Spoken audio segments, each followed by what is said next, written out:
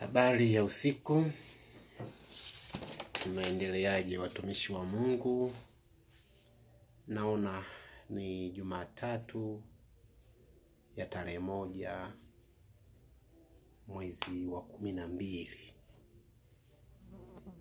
Jana tarehe 30 sikupata bahati ya kuweza kuzungumza na nyie au kutiana moyo kadri maandiko yanavyosema. Na niwape pole ambao jana hawajafika kwenye ibada sehemu za kuabudu.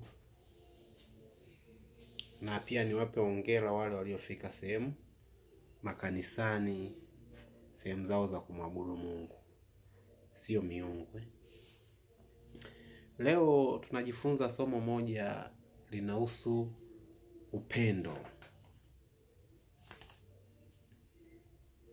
Tutajua nini maana ya upendo. Tutajua upendo umegawanyika katika sehemu ngapi. Tutajua aina za upendo. Amina.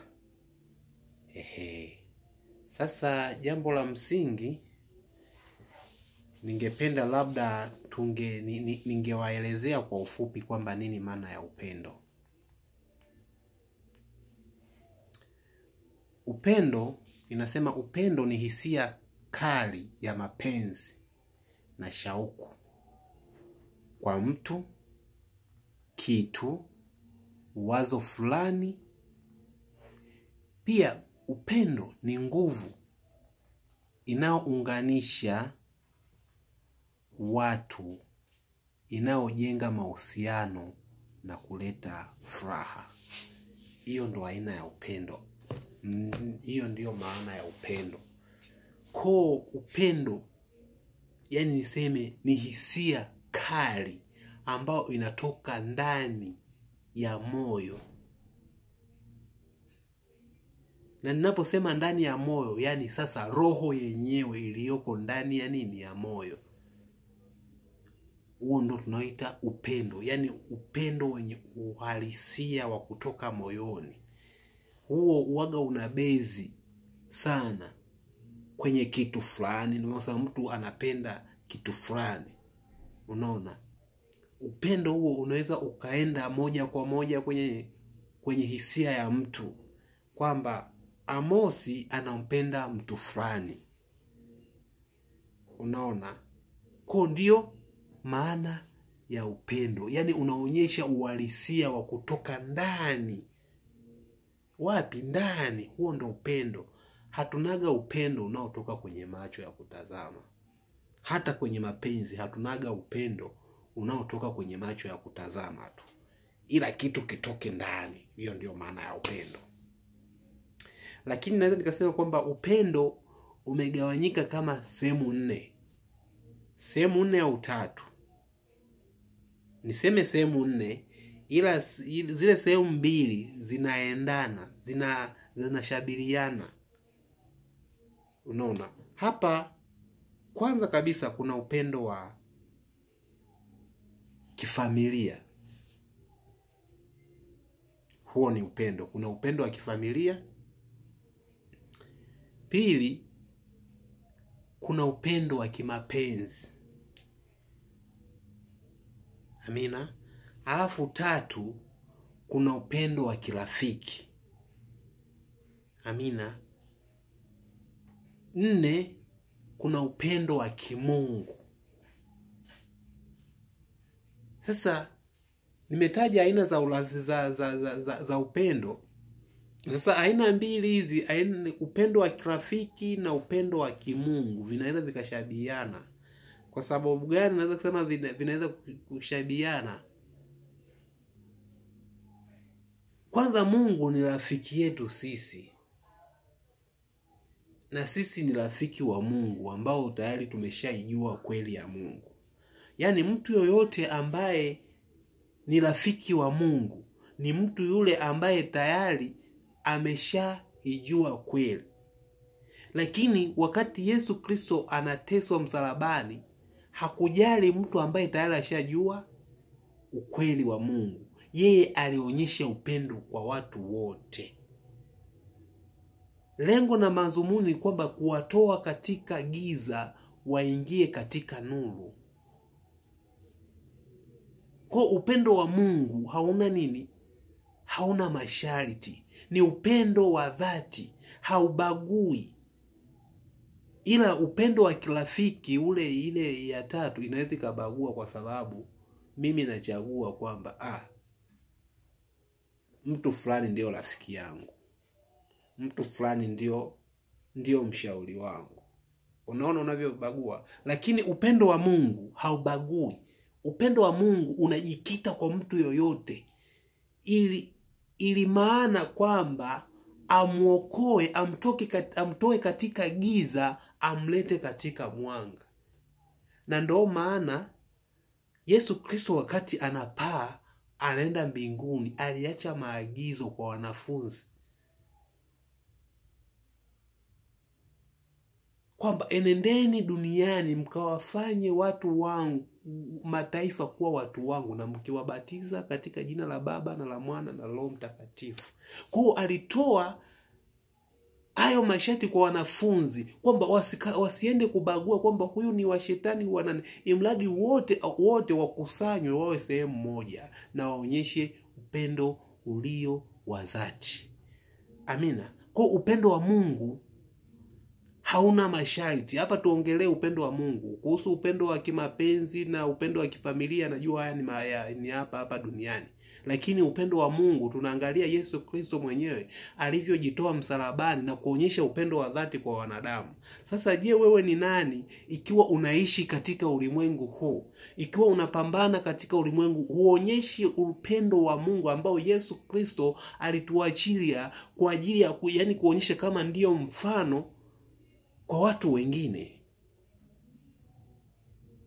Kwa hiyo mimi ninayetoa clip hii mbele yenu, maana yake nimeagizwa na Roho Mtakatifu kuwaleteeni habari njema kwenu. Hiyo habari ni kuitii, kwa sababu inabeba uzito, mambo mazito sana. Neno upendo linabeba uzito sana, kwa sababu upendo, ukiwa na upendo kwa watu, moja kwa moja una upendo na Mungu. Kwa sababu ukiwa na upendo hautamfanyia mtu yoyote kitu kibaya, wala hawezi kukuuzi, wala hawezi kukufikiria mabaya, kwa sababu unaonyesha upendo wa dhati. Kwa upendo ndiyo hitimisho ya mambo yote unayoyafanya ya anasa hapa duniani. Ikiwa unaonyesha upendo kwa kila mtu, kwa kila kitu, kwa kila shughuli zako, ndiyo hitimisho ya maovu yako yote. Ukiwa na upendo huwezi kufanyia, huwezi kumwibia mtu. Ukiwa na upendo huwezi kalewa kumtukana mtu. Ukiwa na upendo huwezi kufanya mahasi yoyote katika ulimwengu huu. Amina. Soma katika kitabu cha Warumi. Soma katika kitabu cha Warumi 8, sura 8, mstari wa 30. Sura 8 mstari wa 38 na 39. Tusome maandiko matakatifu yanavyosema. Maandiko matakatifu yanasema hivi: kwa maana nimekwisha kujua hakika ya kwamba wala mauti, wala uzima, wala malaika, wala yeye wenye mamlaka, wala yaliyopo, wala yatakayo kuwepo, wala wenye uwezo, wala yaliyo juu, wala yaliyo chini, wala kiumbe kinginecho chochote hakitaweza kutenga na upendo wa Mungu ulio katika Kristo Yesu Bwana. Bwana Yesu asifiwe sana. Jina la Bwana libarikiwe.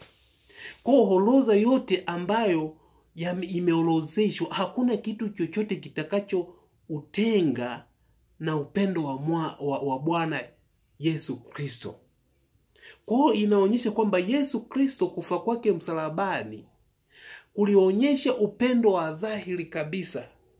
Hebu kumbuka, ikiwa Masadukayo wenyewe na Mafarisayo wenyewe ndio waliokuwa chachu ya kumshtaki Yesu Kristo,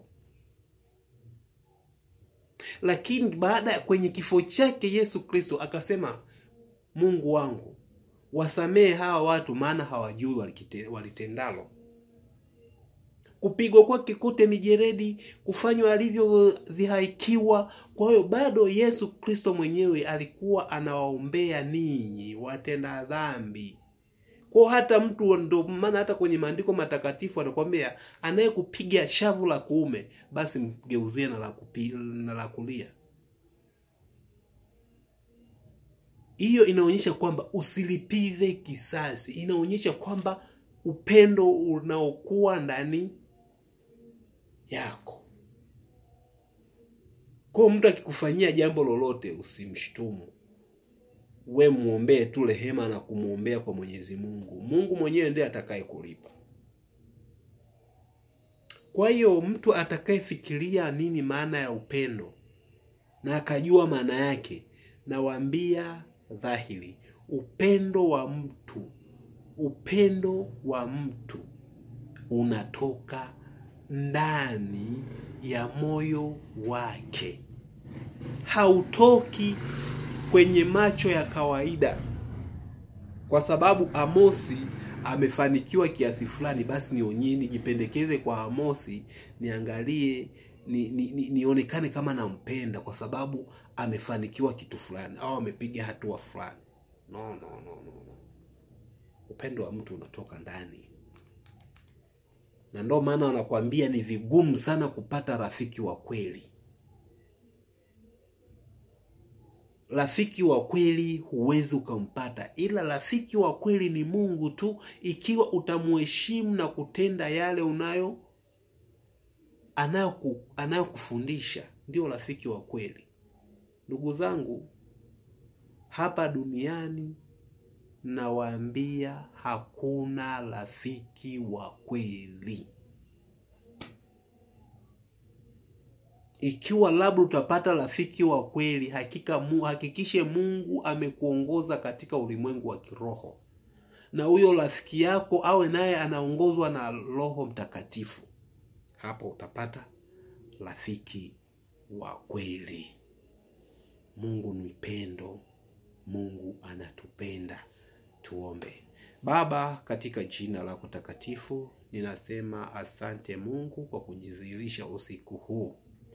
Tazama Baba, tumejifunza maandiko matakatifu, somo linalojumuisha upendo, ambalo limetoka katika kitabu cha Walumi 8, sura ya 8 mstari wa 38 mpaka 39. Baba, unajidhihirisha kwamba hakuna upendo unaotoka kwa mtu mwingine zaidi ya kutoka kwako Yesu Kristo. Mungu kaweke upendo ndani ya dunia hii. Mungu katawanyishe upendo kwa kila mtu mmoja mmoja. Hakika upendo ukiwemo ndani ya nafsi zao, ukiwemo ndani ya mioyo yao, hakika nao watatenda sawasawa na utakavyo wewe. Baba, ni katika jina lako takatifu, dunia ya sasa na ulimwengu wa sasa jemedali, unajidhihirisha hakuna upendo kabisa.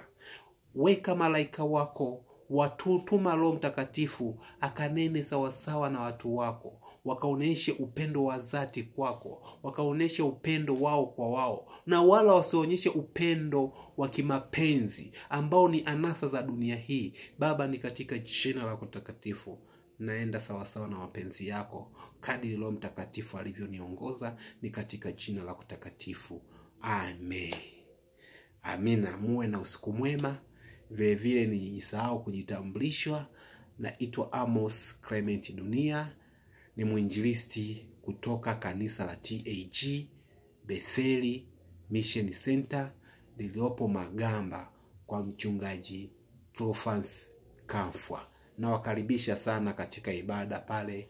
Huwa tunapatikana siku ya Jumatano kuanzia saa 10 mpaka saa 11, Ijumaa kuanzia saa 4 maombi mpaka saa 10. Tunaanza ibada kuanzia saa 10 mpaka saa 11. Siku za Jumapili tunaanza na masomo ya shule ya wanafunzi kuanzia saa 3 kamili mpaka saa 4.